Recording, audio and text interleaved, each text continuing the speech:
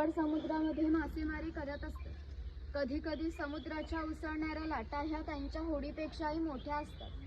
तरी हे लोक कुशलतेने होडी वल्हवतात आणि पहाटेच्या वेळी घरी परत येतात. नाभी, सुतार, चर्मकार, कासार हे लोकांना घरोघरी जाऊन सेवा पुरवतात. त्या बदल्यात त्यांना पैसे नव्हे तर केवळ धान्य मिळते. म्हणजेच एका नाभिकाला एका कुटुंबातील पुरुषाच्या घरोघरी जाऊन केस व दाढी करण्यासाठी वर्षभरासाठी 4 पैसे म्हणजे 7 किलो धान्य मिळत असते. आमच्या नाभिकाविषयी आणखीन थोडं मजेशीर वर्णन आमच्या लोकसाहित्यामध्ये आढळतं. असं म्हणतात की गावातील प्रत्येक गोष्ट ही नाभिकाला माहीत असते आणि नाभिकाला माहीत असलेली प्रत्येक गोष्ट ही संपूर्ण गावभर होती. आता तुम्ही आलात.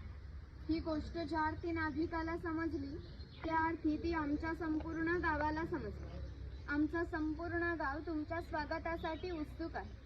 प्रथेप्रमाणे आपण आधी खोतांच्या घरी जाऊ, मगच गावात फेरफटका मारू. राजाचा मनातील शेतप्रतिनिधी म्हणजे धार्मिक आणि राजकीय बाबतीत पहिला मान खोतांचा. खोत गावचे प्रमुख असे. गावात न्यायदान करणे, महसूल गोळा करणे ही कामे खोतांची असे. ही खोतांची बायको आहे. कोकणी स्त्रिया सुंदर होत्या आणि शूरही होत्या, परंतु त्यांना स्वातंत्र्य नव्हते. माझघराचा उंबरठा ही त्यांच्यासाठी मर्यादा होती. खोतांची 2 मुले आहेत. ती आपला परंपरागत खेळ सोंगट्या खेळत आहेत. महाभारतामध्ये हाच खेळ धर्मराज आणि दुर्योधन यांच्यामध्ये द्यूत या नावाने खेळला गेला. हस्तिदंती फासे असतात किंवा शंखांच्या कवड्या असतात.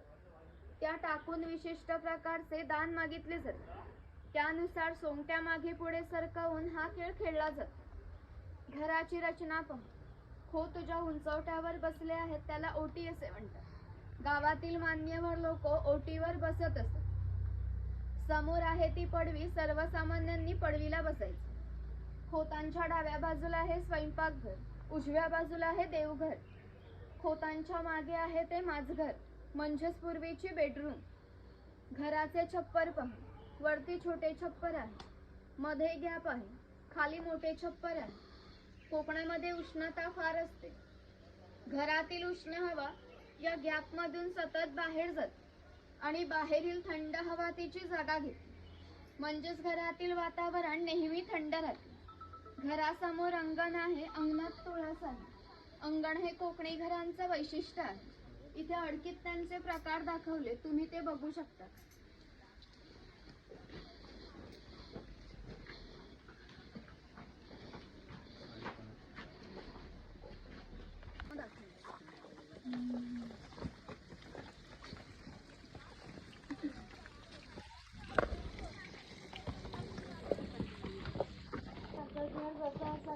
तसंच घराने ते उभारलं आहे.